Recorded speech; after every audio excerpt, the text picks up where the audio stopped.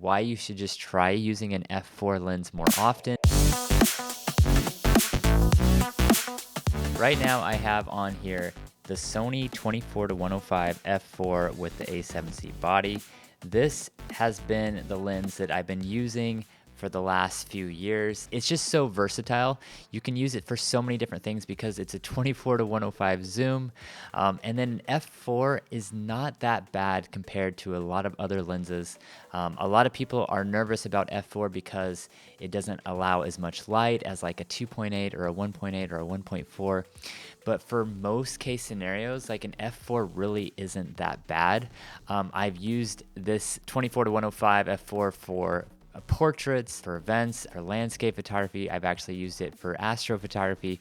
This is the first lens that I actually bought for my camera, and I know a lot of people just don't like it because it doesn't have a good bokeh, low light performance. I would say for anyone just kind of starting out for the very first lens, I think it's an excellent lens to get, because if you're using a full frame camera body, an f4 lens really isn't that bad, and you can actually get some really good bokeh when you're zoomed in all the way to like 85 millimeters or 105 millimeters. So that's kind of what I want to talk to you a little bit about today is an f4 lens. Is it really that bad? Can you get by with it? Do you need a 2.8? Do you need a 1.8?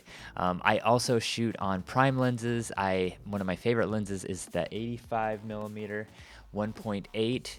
I use this lens all the time. I love that it's just really small and it's just easy to carry with me, especially using it on my smaller bodies like the A7C. But most of the time, I'm just carrying around the 24-105 because it has in-body image stabilization. And f4, you can just do so much with it. With modern cameras today, the low light performance on them is way better than it used to be.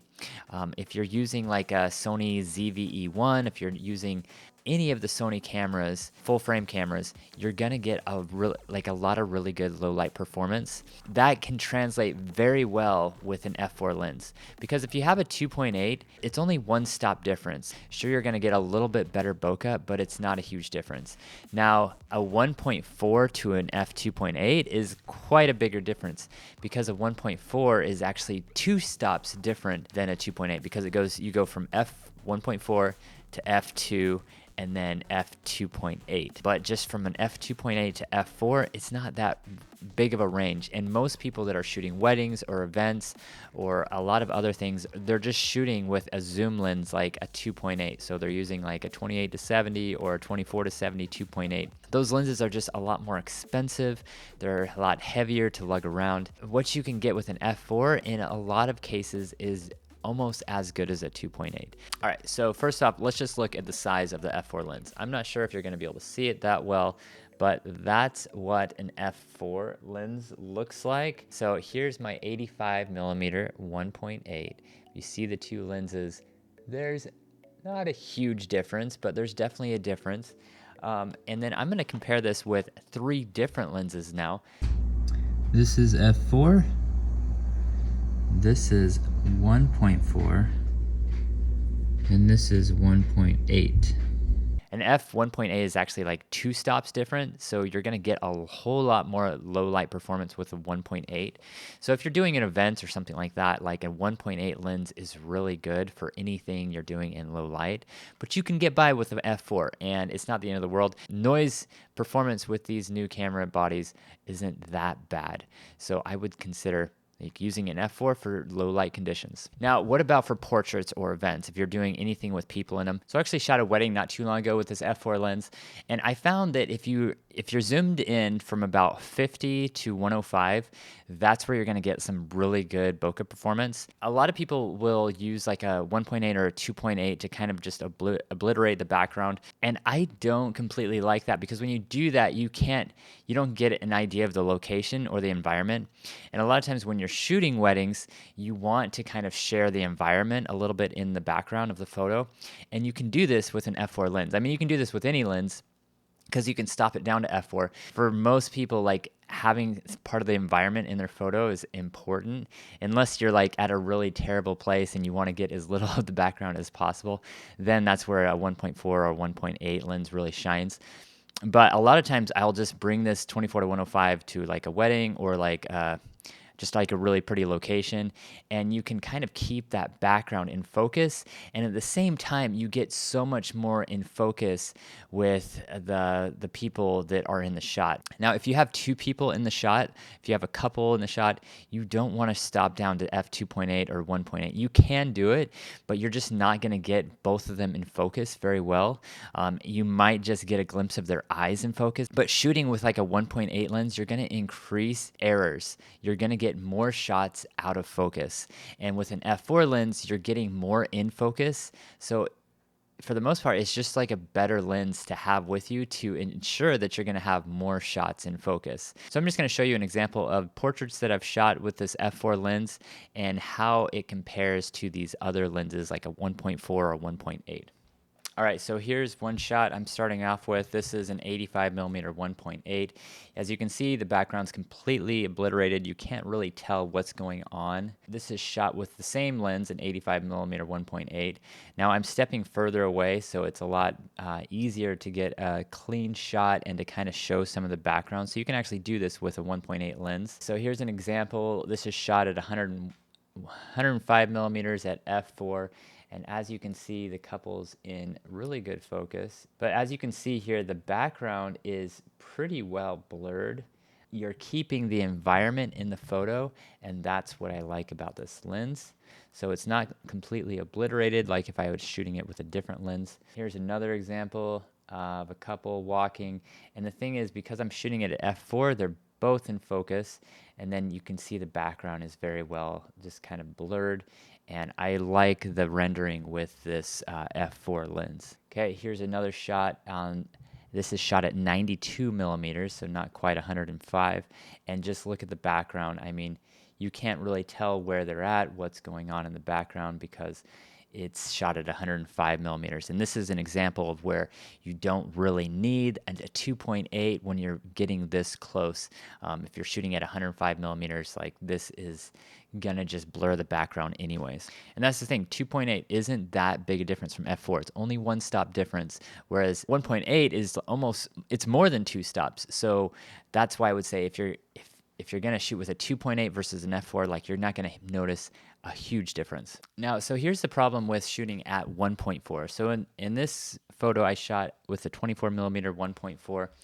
Now you can see that their hands are out of focus, right? This person's hand, and the only thing in focus is like right here. And so this shot is just not that great because you can't really see what's going on exactly. Another shot here, 1.4. You can see it's a welcome sign. I mean, I think this shot is fine, but the only part in focus is just where the W, is the W and part of the E are the only thing in focus. This is a portrait of someone. This one I think is fine because it shows so much of the environment, even though everyone is just really blurred out. And if I had like an f4, I'd get more in focus in the background, which I don't really want in this shot. So I think this one turned out well. But here's another example. So I shot this with the 85mm 1.8. This is a ring shot, but as you can see, I got the ring out of focus because it focused on the boot. So that's the problem with a 1.8. You have to make sure your focus points are right on. But what you can do is if you have a 24 to 105 f4, you can actually put extenders on it, and they're really cheap. They're probably like 15 or 20 bucks, and you can turn this lens into a macro lens. And when you're shooting macro, you actually want a higher f-stop number like an f4 or an f.8 to get more in focus, because you're zooming in so much, you're getting so close that everything gets so blurred. And so it's just really good to shoot at like a higher f-stop like f4 or f.8 to get more in focus. Okay, so one last shot here that I want to show. This is an environmental shot, and it would have been nice to have the background a little bit more in focus because it's like a really beautiful location. There's this old wheel in the background, and you can't really see what it is with shooting it at 1.8. I lucked out on this shot because I got their eyes in focus for the most part. Actually, his eyes are a little bit out of focus, but this would have done a lot better with an f4 lens. I think I would have had both people in the shot in focus, and then the background would just been a little bit softer focus, which is what I would prefer. I think this was a good shot anyway. So as you can see, f4 lenses are really good for portraits. You really can use them, especially if you're doing groups or couples. It's going to be a really good lens for that. I do like a 2.8 lens if I'm just doing one person. You really don't need 1.8 lenses because it just takes it. You'll get like the eye in sharp focus some of the time, but not all of the time. And then the problem is a lot of times you're just going to get a ton of things out of focus. So and sometimes this is preferred, because a lot of people don't want their nose in focus. They don't want their ears in focus.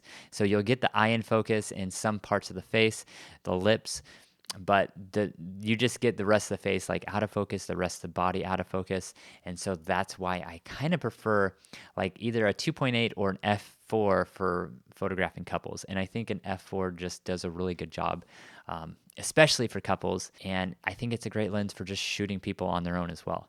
When you zoom into 105 millimeters or 85 millimeters, you're going to obliterate the background anyway because you're zoomed in. And so I think that's why it's a good choice to get an f4 lens. Okay, so what about landscape photography? I've been using the 24-105 for landscape photography for years. It's sharp. It's not as sharp as some lenses, but it's sharp enough, and I don't need the sharpest of all lenses. But the more I've shot with landscapes, the less I've been, obsessed with like sharpness and megapixels, and I've just been really happy with just using this 24-105. So here are a few shots for landscape photography that I've used with this lens. We'll start off here. This is in Avila Beach. Shot this at 96 millimeter. I mean, there's nothing to complain about this lens. Here's another shot I did with this lens. This is actually a blended image. You probably recognize this location. And I shot the same lens. I got the stars with the same lens. So it's not a bad lens for astrophotography, but you will definitely want to use it on a star tracker. And that's what I had to do with this lens. I set it for 20 seconds here in some cases. Not for the stars because the stars would not look that good. But I merged the two images together with the stars and I tracked them with this 24-105. This is actually one of my favorite photographs that I've shot that I don't sell or anything like that. It's just, I just really like it. I shot this at f8 and 86 millimeters. And as you can see, everything is in sharp focus. That's what you can get with this 24-105. So anyway, that's the main thing I want to talk to you about this lens is an f4 lens. You can use it in most situations. You can even use this lens for sports. It's not that bad for sports. You're going to have to bump up your ISO, but it's not going to be that bad.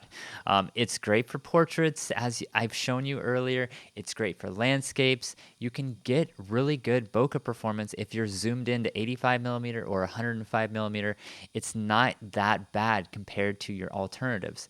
I know a lot of people swear by the 24-70 2.8, or for weddings they may want to use like a 70 to 200 2.8, but this lens can kind of do all of that. It's a great all-around lens for events, for anything with people in it. You can use it for landscapes, you can use it for sports, you can use it for action, you can use it for pretty much anything, and that's why it's such a good, well-rounded lens. If you stop down to f4, you can just get a lot of good details in the background. You're not going to get that much vignetting with this lens. You might find that with other lenses, but with Sony just makes some really incredible lenses. Plus, this lens also, it has the IBIS, it has in-body stabilization, so you can actually you can bring down your shutter speed, let in more light if you're concerned about just the low light performance. So anyway, that's what I wanted to talk to you about today.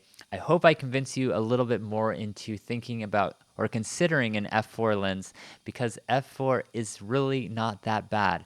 And I shoot with this lens, and then I have some prime lenses for my low light stuff. So I have this lens I shoot with my 85 millimeter every so often if I'm doing portraits, but not for couples, because for couples I can just shoot with this lens. I don't need a 1.8 for my couple shots.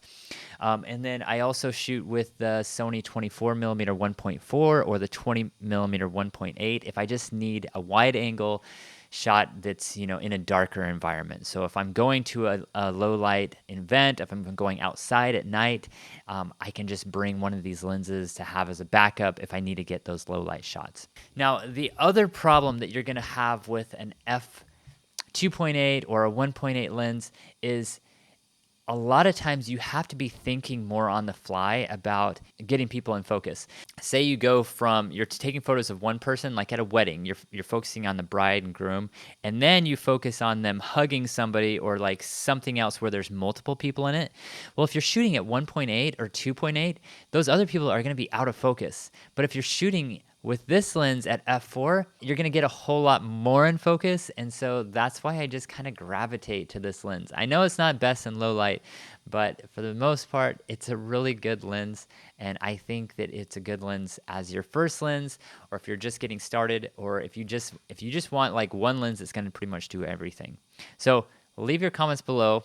What are your thoughts on this? Is an f4 better than a 2.8? Would you rather prefer a 1.8? This is just my opinion and take on it. I hope you enjoyed this video. Please like, subscribe, and I'll see you in the next one. And I hope you have a great day. Thanks.